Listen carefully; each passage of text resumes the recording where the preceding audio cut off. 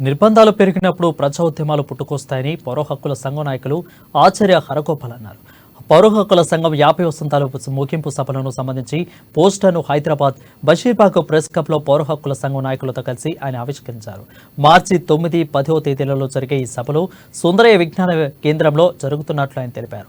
1973లో సంఘం ప్రారంభించిన సమయం కంటే ఇప్పుడు దారుణంగా ఉందని, 2024 తర్వాత రాజ్యాంగ విలువలు, ప్రజాస్వామ్య వ్యవస్థ భవిష్యత్తులపై గందరగోళ పరిస్థితులు ఏర్పడనుందని ఆందోళన వ్యక్తం చేశారు.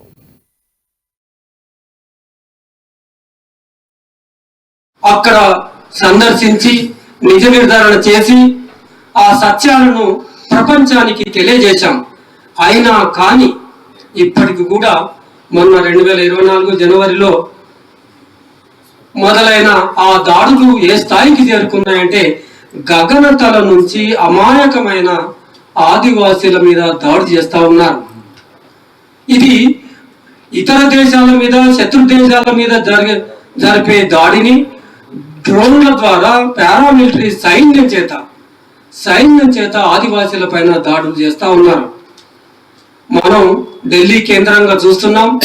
ఏ చిన్న పోరాటం చూసినా ఉద్యమాన్ని క్రిమినలైజ్ చేస్తున్నారు. ఏ పోరాటం